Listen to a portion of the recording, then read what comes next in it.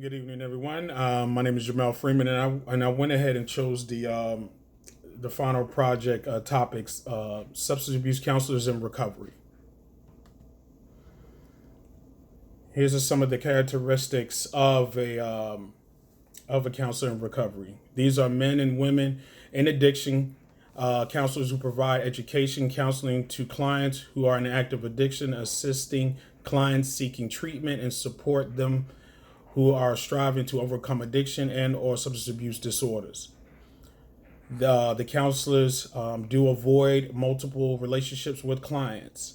The National Association of Alcoholism and Drug Abuse Counselors state shall not engage in commitments that conflict with family members, friends, and close associations. Counselors provide professional judgment that is not faulty and no possibility of client exploration. Counselors in recovery demonstrate appropriate behavior, reliable, courteous, and professional. Core values include honesty, integrity, and empathy for the clients struggling to overcome addictions.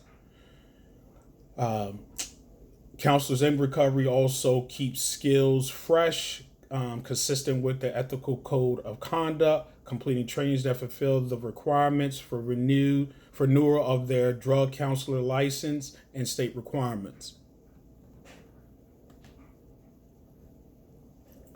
These are some of the ethical issues as a substance abuse counselor, and I chose employment issues. Other issues could be attending self-help groups with current or former clients, and also could be anonymity and confidentiality. Let's start with confidentiality and anonymity. When both the counselor and the client belong to the same AA group or other self-help recovery groups, like Narcotics Anonymous or CDA, which is Chemically Dependent Anonymous, both clients' right to confidentiality and the counselor's anonymity is at risk. If the counselor in any way acknowledges the client as being in treatment, both an ethical and legal violation may occur. Second, we're going to go on to attending the self-help groups with current clients or former clients. The mission of the recovery groups, as we all know, the self-help groups, is the opportunity for one to share his experience, strength, and hope.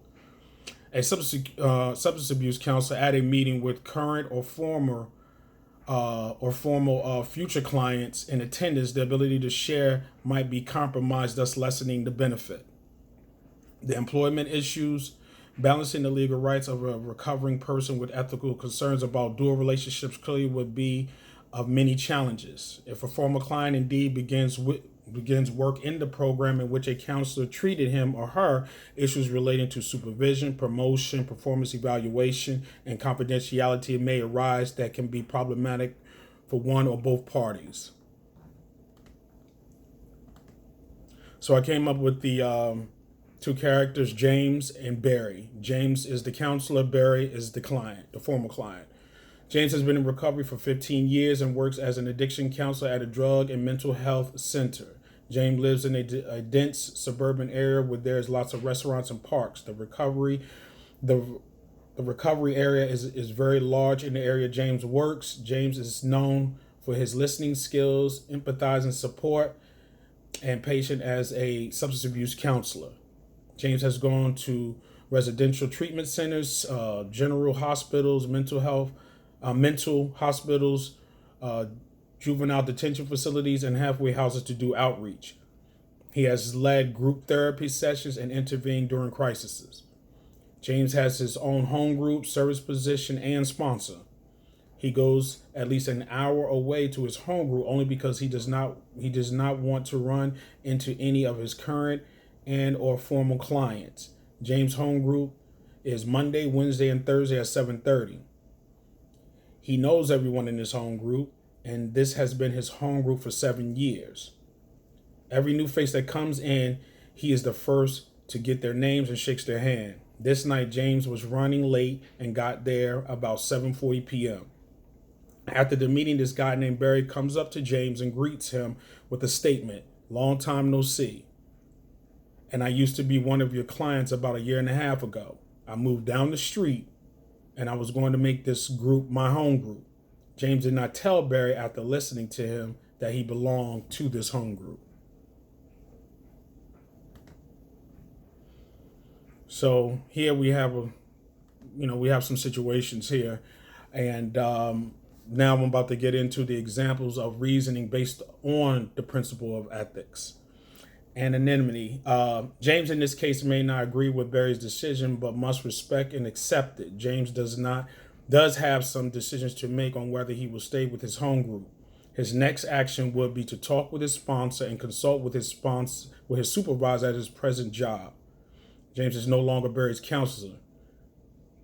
James should limit his attendance to avoid the situation, risking and weakening his recovery. Question. These questions require much thought and consideration. Seeking supervision and or consultation would certainly be one of James's options. As we refer to the American Counselor Association 1995, the length of time that must pass for such a relationship to be permissible or allowed. My phone's about to die. Other relationships cited in the ethical standards include those of friendship, business, association, supervision. Benefices. James' relationship with Barry as a client at one point was built on trust. As present addiction, his present addiction counselor, James will still have to recognize his once professional client relationship with Barry. Whether James still remains with the home group while still deciding his course of action, he still hold to a higher standards with his behavior and accountability to the profession. Justice. James' comfort level here is being challenged. His treatment towards Barry must be fair but not allow his personal prejudices to interfere. James still has to clearly justify his actions. Some more continued examples. Fallacies. Fidelity and veracity.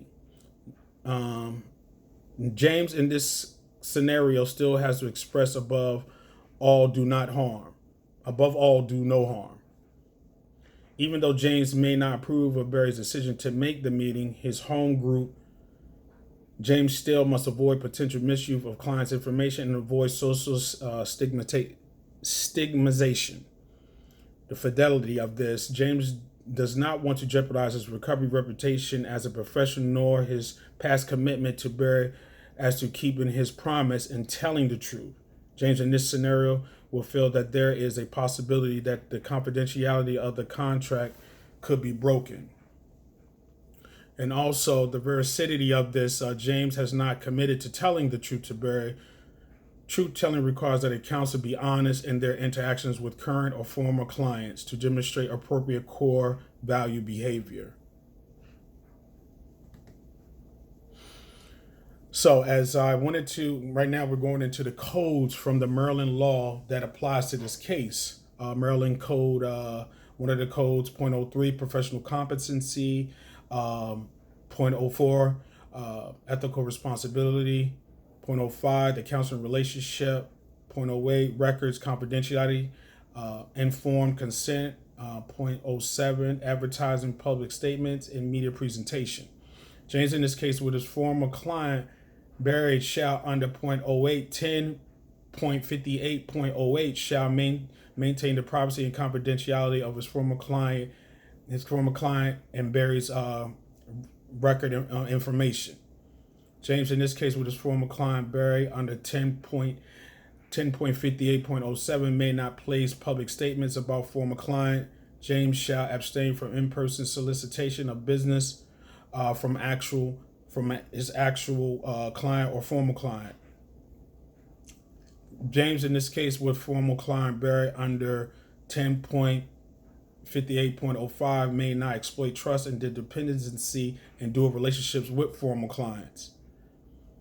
Another James, in this case, with former client Barry, under 10.58.04 may consult with other counselors or other relevant professionals regarding questions related to ethical obligations or professional practices in this case. James, in this case, with former client Barry, under 10.58.03 shall only practice within the boundaries of new service with Barry. So what are my recommendations in this matter?